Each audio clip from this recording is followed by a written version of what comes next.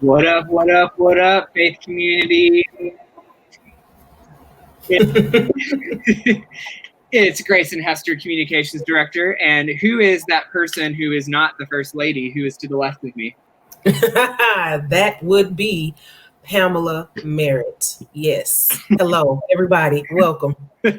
Hello. So before we get started, please, if you haven't already, share this thread. There's that Christian fella. I think you two would get along. You two should hang out sometime. He does look kind of cute in that picture. Yeah. I'll probably send that picture to you later. Probably. And then we got somebody on the faith community. Ariana. Hey, Ariana.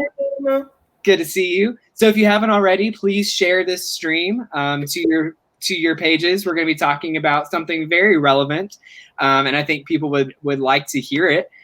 So yeah, we are talking today about We Heart Horror Movies. So Pam and I have a quirk in common in that we love horror movies.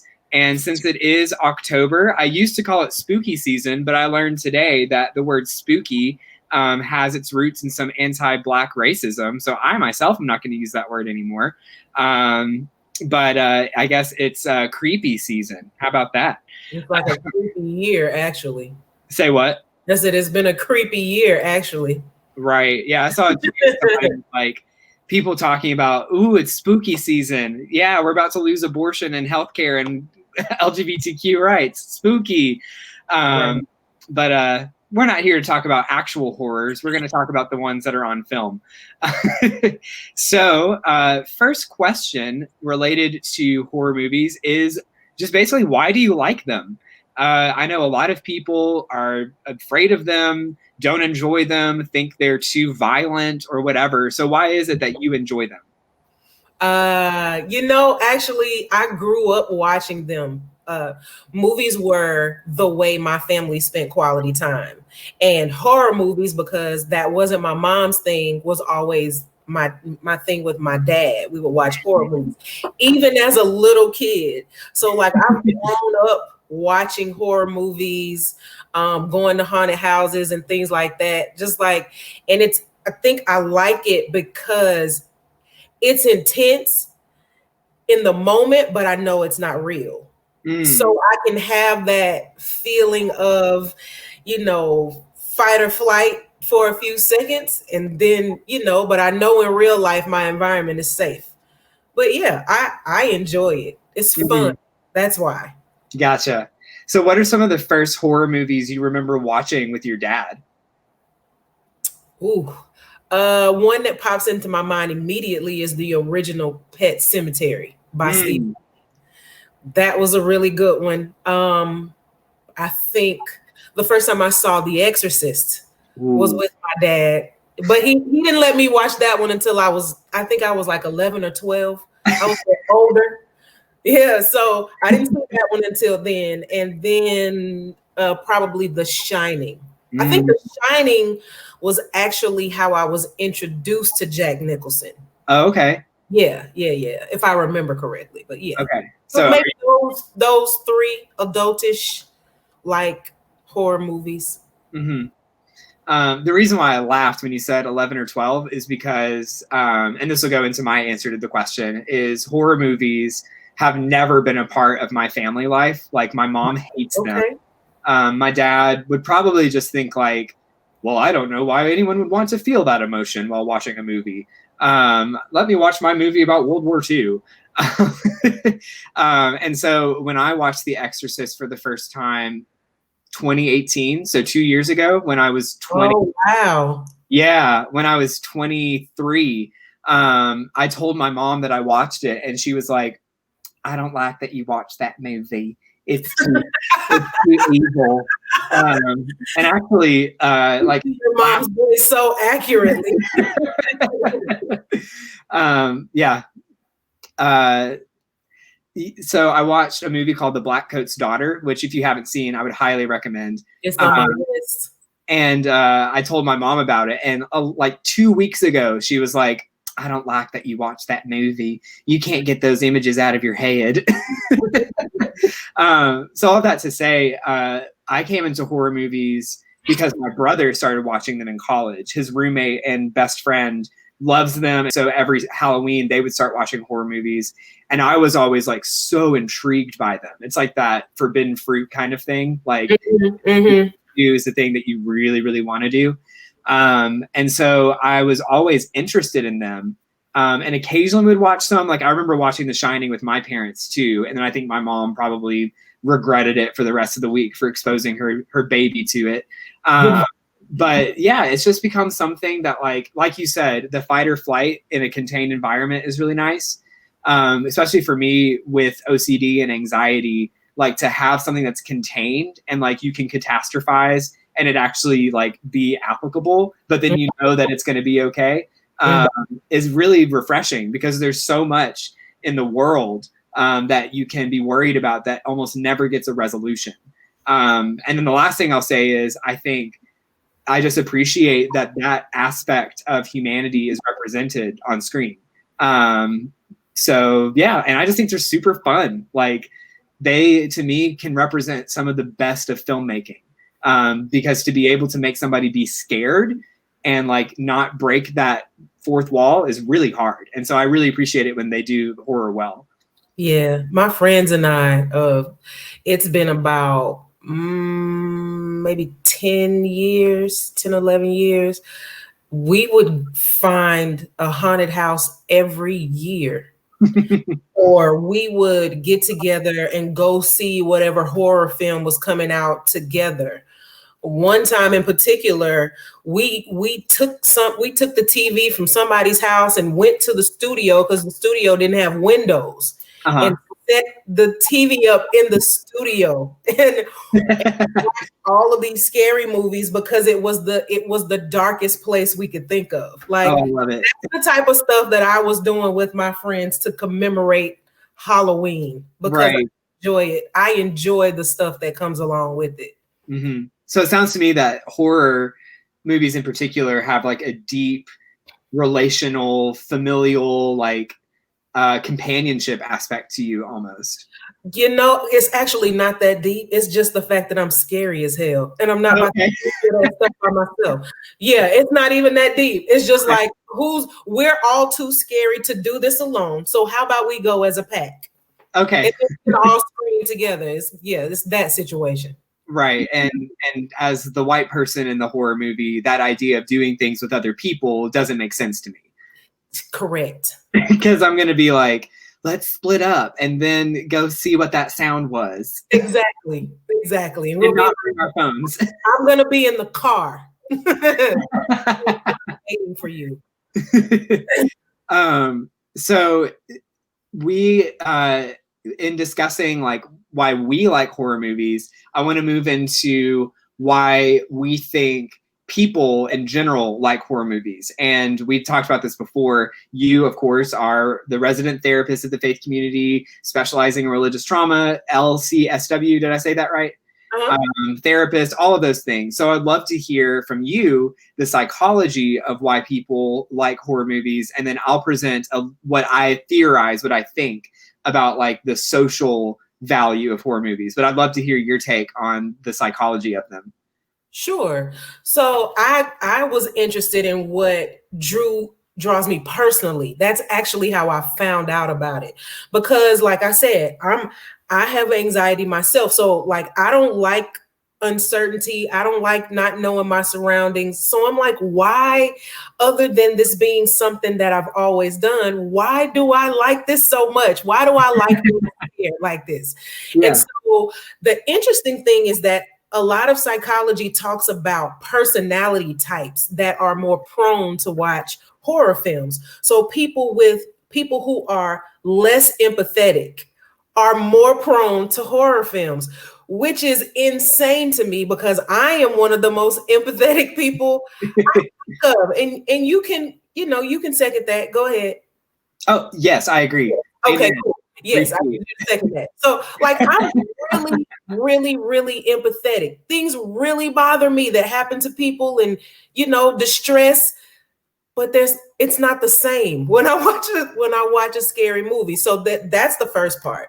That didn't that didn't fit me. So then I started looking at the neurology behind it, the neurological factor. Let's slow that down. There we go.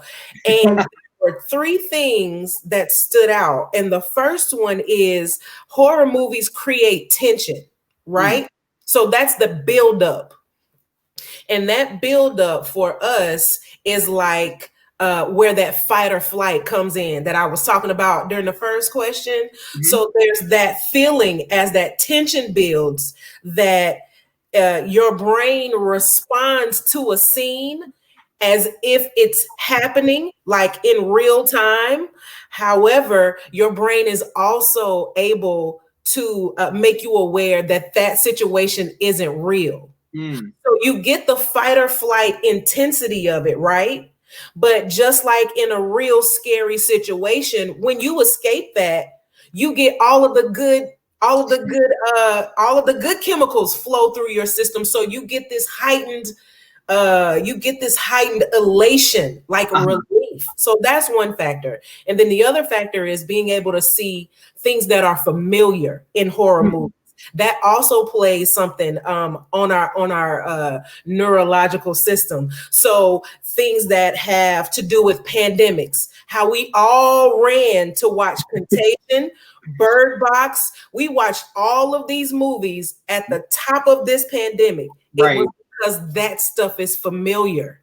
And we get drawn to the familiarity that's in the scary movie. We can relate to it. And then the last thing was being the what I talked about in the beginning of your brain being able to separate the reality of it. So like you talked about as somebody who deals with anxiety, that fear is contained.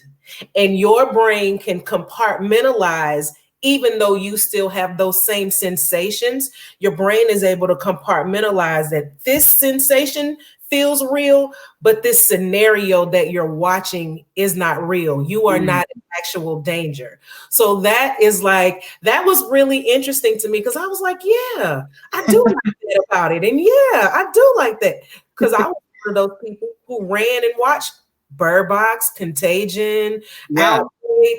Christian and I watched all of them because it was just like, okay, we're all about to go, spontaneously combust. So we may as well entertain ourselves. So when you were reading the psychology and the neurology, the neurological implications, right, that resonated with you? Yeah, it did. Okay. I connected with each one of those points as to why I am prone to favor those types of movies. One thing I was thinking about too was with regard to personality types. I know, at least in the circles I run in, the Enneagram is super important and people talk about it all the time. So one of my types is type 4, which is called the individualist. But one of the things that is the hallmark of my type 4, is that we just really want to feel intensely. And so I think one thing that I love about horror movies is they make you feel so intensely. Yeah. Sometimes it's just in a manner similar to how sometimes I don't know if you do this, but I will sometimes watch a sad movie just so I can cry. I need to cry. Yeah, no. That's not you? No. Oh, okay. I don't plan to cry like that. No.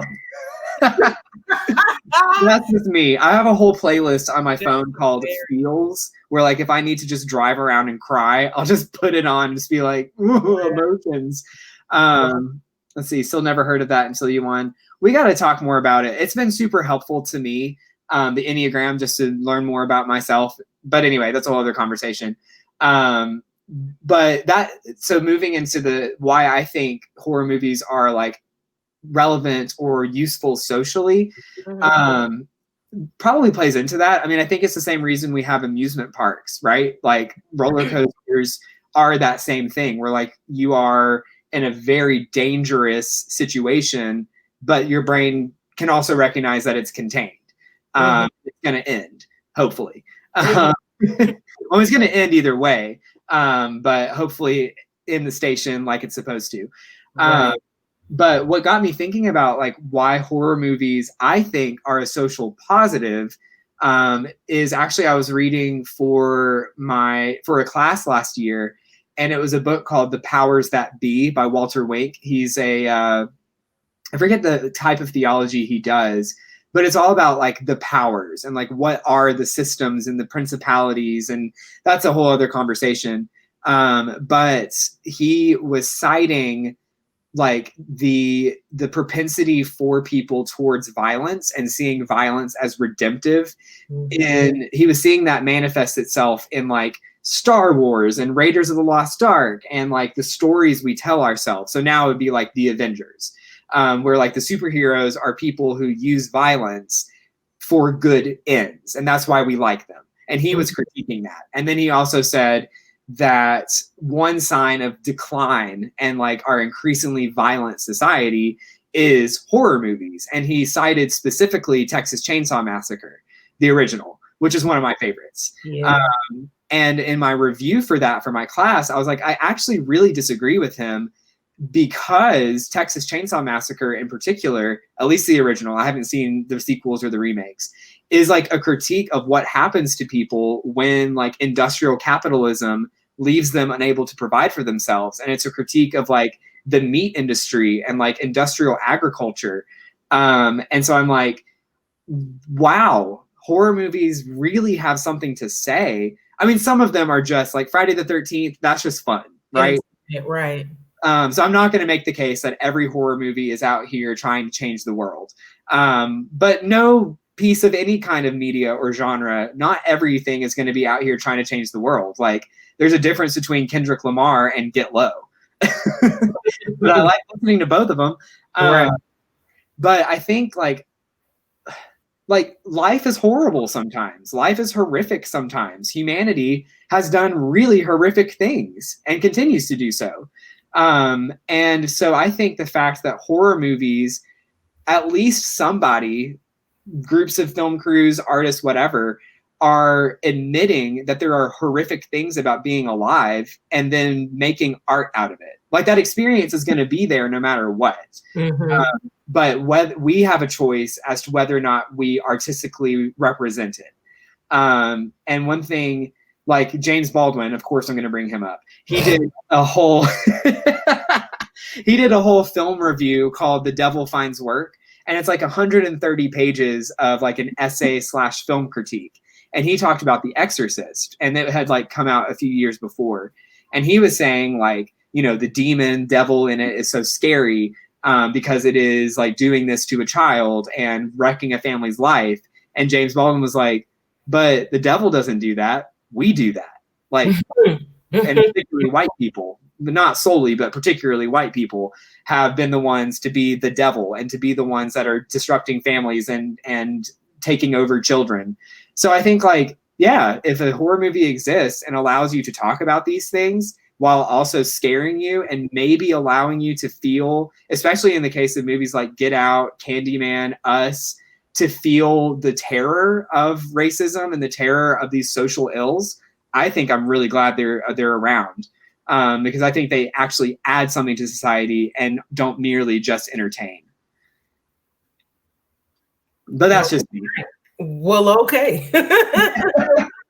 You know, to add to that point, though, there's part of the psychology is the fact that we like to see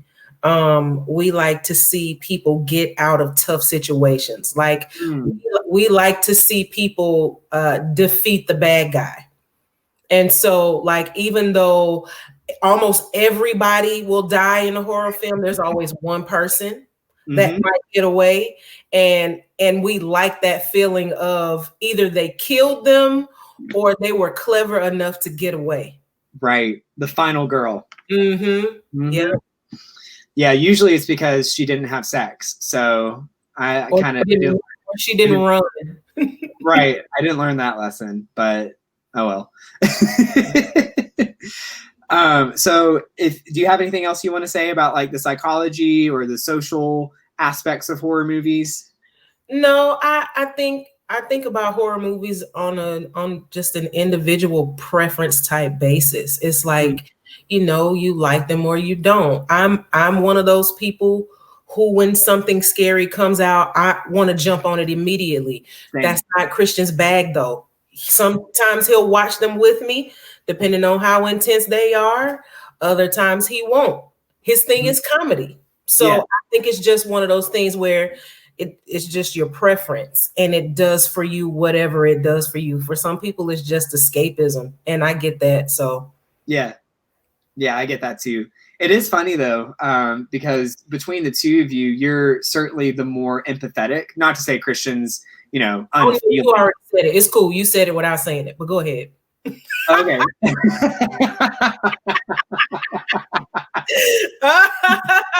So Christian's an asshole is basically what I'm. No, I'm just kidding. Ooh, he is gonna get you. But no, I think that kind of proves you like the point you're making, because between the two of you, you're the more like readily emotional of and I can say that because I think I identify more with you than I do Christian, because he sometimes confuses me too. But the fact that like he's not the one that prefers the horror movies, even though I guess broadly he quote unquote should be the one that does. Right, his personality type should be more prone to them. When he said, "I'm offended," I told you. I just made my own horror movie. Personality-wise, you're right. He should be the one who likes them, but he doesn't like. Christian doesn't like the intensity, that tension, that build up. That like that. That's not his thing. Me, on the other hand, I'm on the edge of my seat, just like, oh, please scare me. That's me. Yep. But it is funny though, and I don't want to stay on this point because we have another question, but it is funny, like the style, or not stylistic, but like basically horror and comedy are like kind of on the same spectrum, in the sense that like they both are built off of basically setups and punchlines. So like comedy is like, we're building this, there's tension, and then we're going to make you laugh. And that's the release of the tension. Horror is, in most cases, some movies don't release the tension. Those are my favorite. But there's this moment of tension, and then a jump scare or a big climax. Like you're screaming or you're laughing, but your body is responding to release that tension. And the thing about the horror movies is, because it adds that fight or flight brain response to it. The relief, the chemicals that are released when you get that relief are so incredibly intense. They're more intense than if you're like having fun or watching something fun, because the moment has built up so much. When somebody escapes or whatever, all of that rush of those positive chemicals, those good chemicals, are extremely intense in the moment. So basically, we're just a bunch of drug addicts to our own chemicals. Yeah, we're getting high off our body's chemicals, one way or another. God knew what was up. So with I guess 10 minutes left, let's talk about our favorite horror movies. Sure. So because you are the more prepared, more put together adult in the room. TFC always has a list. Come on, Grayson. You're right. You're right. The nickname to the whole World Wide Web, but I couldn't pick one. So Grayson. But yeah, I have a list because I am such a fan of horror movies. It was really hard for me to pick some that I like, but I did pick a few, and I have an honorable mention. So do you want me to go first? Please. And then before you go, if y'all watching want to put your favorites in the chat, I'd love to see what some of your favorites are. But yes, so are you going to do like 4 to 1? Like I have 5 in an honorable mention. Okay. So I have The Shining with Jack Nicholson. Yes. These are all psychological thrillers, of course. Of course. I have The Strangers, the 2008 version, not this recent silliness that they just came up. So the 2008 version of The Strangers. Is that the one where it's like the home invasion? Kate Beckinsale. Yes. Ooh, yeah, that one. one's scary. Yeah. So, and then I have recent is A Quiet Place. And The Quiet Place holds a special little place in my heart because it scared me without much dialogue. Mm-hmm. And that was impressive. Did you see it in theaters? Yes, I did. Same. Yeah, I saw it twice actually because I went by myself and then I took Christian. So, and then The Others with Nicole Kidman. I haven't seen that one. Oh, please put it on your list. I'm not even going to say anything else about it. Just find it and watch it. The Others. Okay. And of course, to round out my 5, I have Us. Yeah, this was special not only because the people look like me, but because the way it played out, the things that they brought to the forefront are very real fears of ours, culturally as Black people. So it made it even scarier. Like this is a little realistic. Like, are they really thinking about this? Because this is scary. So yeah. And then my honorable mention, which I hate to even say the name, is Midsommar. That I saw it last year in the movie theater, and that's all I'm gonna say about that. When you said I hate to say the name, I thought it was gonna be Candyman, just because like you can invoke him by saying the name. Yeah, that was a scary one for me as a kid, but yeah, Midsommar is my honorable mention. So, do you want to explain or talk more about any of the choices that you made? Nah, I think I did as I went down the list. You know. Okay. Yeah, did. Okay. What are yours? So I was trying to think of a list because I just came with my favorite because I'll just blame it on grad school. It's actually I'm just lazy. It's cool. It's your favorite. So my favorite of all time. Actually, I'm going to build up to it. So this isn't a list, but it's just ones that I remember really loving. So The Shining is on there. It is just masterful, and I find something new every time I watch it, and I just love that movie. So The Shining's on there. I think so. I'll share. I saw both Get Out and Us in theaters, and I think Get Out has a slight edge on Us just because of the theater going experience. So I saw Get Out when I was in Knoxville, where it was just like around where I'm from, and it's a predominantly white area, but the theater was, I think if I remember correctly, like half and half white and Black, which is way more remarkable there than it would be like when I saw Us in Atlanta. It was predominantly Black, which didn't surprise me at all.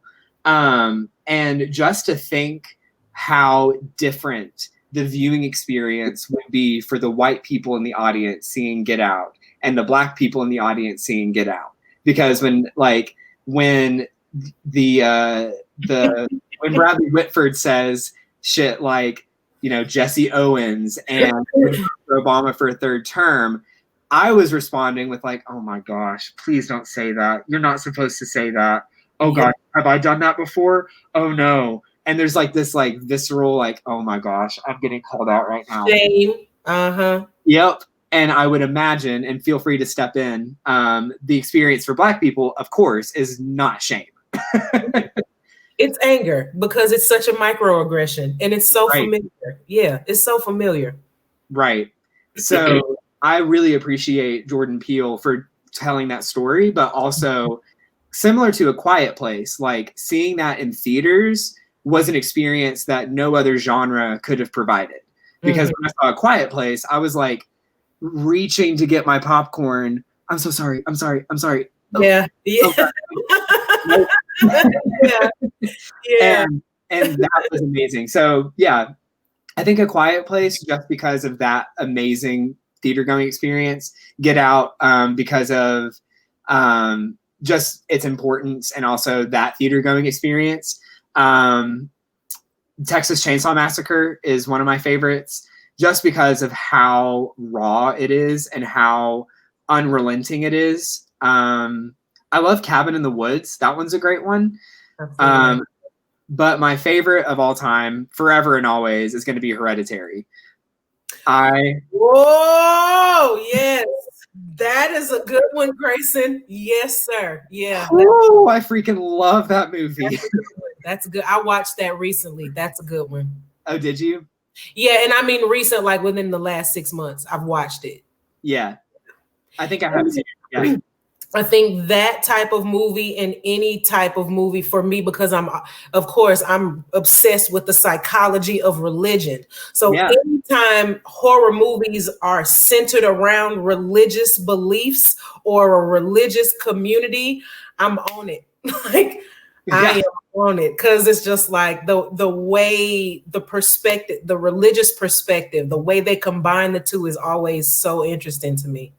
So is that why Midsommar resonates with you, because of like the religion? You know, I think that was part of it, the ritualistic part of it. But I think Midsommar, for me, I can't deny how good it was just because it bothered me so bad. That's how I know it was good, because it bothered me to that degree. For me, it was just a sensory, my senses. It just really messed with my senses. So yeah. I don't even talk about it that much. Like, nope. That's the movie whose name we don't talk about. No. Which is why I remember I posted on Facebook towards the beginning of the pandemic, like, man, this is making that communal Midsommar lifestyle seem pretty good. And then you went, nope. No, sir. No, you can have it. I thought to myself, that is mighty white of you to say. Right. No, we're not doing that. Yeah, just gonna head on up to Sweden and never come back. Right. So Hereditary is my absolute favorite. And I think Midsommar is up there too. Like, I just love Ari Aster in both of those movies. But Hereditary for me, just how horrible it is. It is just a horrible movie. I mean, it's great, but good. Yeah, and like the way it depicts grief is so real. Like, I haven't experienced grief to that degree yet. I know I will at some point. I mean, hopefully not losing a child, but losing like parents. I haven't had that experience yet. Mm-hmm. But to see Toni Collette especially like demonstrate the horror of grief, like it didn't need the supernatural element. I'm glad it had it, but like reality was horrible enough. Yeah. Her portrayal of a grieving mom was extremely intense. Yeah. And how it like that, like grief can grief is almost like it can possess us like a demon. Like, and these like strong emotions can turn us into people we don't recognize, which I think is really compelling. Mm-hmm. Well, anyway, do you have any other thoughts about horror movies or your own? I want people, when they come on, if they come on later, if they're on right now, I want some people to tell us what horror movies they like during this time of year, just in general, because I've seen a lot of them, but I'm always up for watching something new. If somebody has a suggestion or, a top 5 of their own. Yeah, please. I would love to hear that too. I think I've seen more than I actually have. I took a BuzzFeed quiz and I'd only seen like 29 of the 75. So I've got some catching up to do. Yeah. Blame it on my mom. Taking that stuff in, Grayson. She was just protecting me. Right. Actually, final thing I'll say, I saw The Exorcist when I was living in Washington, D.C., which of course is where it's filmed. And so after I saw it, I went running the next day and actually went to the Exorcist stairs in Georgetown. Of course you did. What else would you do? What else? Of course. So should I? Pictures? Huh? Did you take pictures? It's on Instagram. Of course. Should I say it, or are you going to? It's my. No, I'm not going to say anything. It's already been said. Okay. It's in the air. Well, cool. Well, yeah, if anyone else has favorites, whether you're watching now or later, we'd love to see it. But if that's all, This has been Real Talk with Pam and Grayson talking about We Heart Horror. Say what? We got to give our announcements. I was about to do that. Okay. I was about to say, we can't be logging off and not tell the people to come meet us. You're right. So as Pam so wisely said, we have some announcements. We are in a new series of Bible and Beyond, called Breaking All the Rules. It is based off of some upstart author, Christian what's his name again, Pam? You digging. You are digging a hole. Why are you bragging me like this today? I'm not getting in that with you. So it's a Christian A. Smith, wrote a new book called Breaking All the Rules, an ancient framework for modern faith, talking about something that's core to the life of the faith community called Greatest Commandment Theology, which states that how we love ourselves is what enables us to love our neighbors, and how we love our neighbors is an expression of how we love God. And so we're just going through chapter by chapter. And this week we're doing the chapter, I can't remember the name of it, but Tierney Jordan is leading it. And so it's going to be great. Prophetess Peplum, Prophetess all the things, AT&T, T, Tierney, Auntie T, all of the names. So I can't wait to see what she brings to the table, because whatever she brings is going to be good. So that is this Saturday at 4:00 p.m. Eastern Daylight Savings Time. And it's going to be on Zoom. Go to Facebook to find the link. We also are going to be watching this Sunday at 7:00 p.m. The Social Dilemma, a documentary on Netflix, which has some horrific implications. So I haven't seen it yet. I haven't been able to bring myself to. Have you seen it? Mm-hmm. Okay. I haven't been brave enough.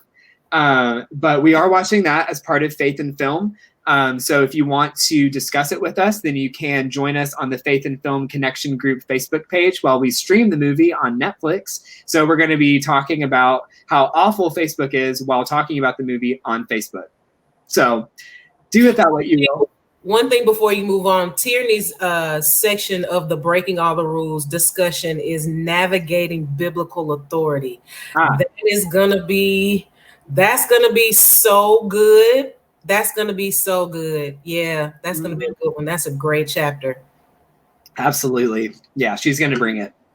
And speaking of Tierney, later in the month, we've still got a little bit of time, but put it on your radars that the second installment of Let's Talk About Sex, which is our newest connected group, is going to be meeting. So that will be Wednesday, the 28th. So topic TBD, but it's going to be great. And let's see. I think that's it. Are there any other announcements that I missed, Pam, that you can think of? Give. How can they give? Yes, please give. We'll pass one final announcement before we leave.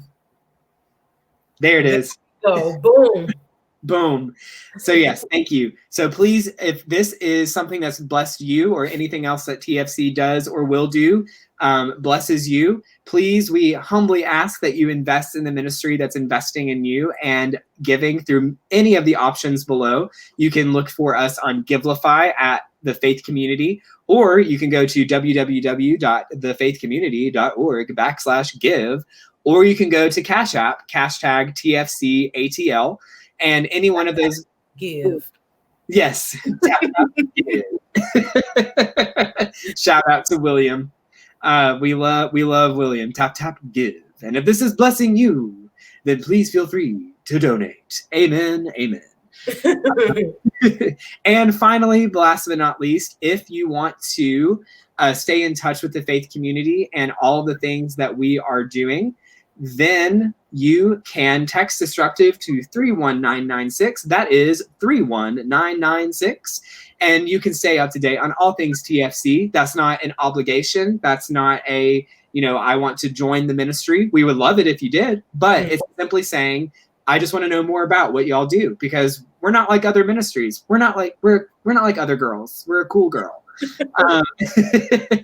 And so if you want to know more about us, that's a great way to do it. Somebody will get in touch with you. But yeah, we would love it if you gave. We would love it if you texted. We would love it if you showed up. And we would love it if you shared with us your top 5 horror movies.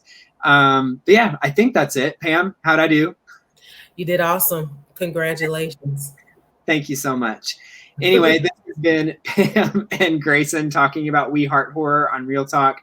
Y'all stay safe out there. If you are horrified, make sure it's within the confines of your TV, and just treat yourselves well, because the world isn't really doing that well right now. All right. All right.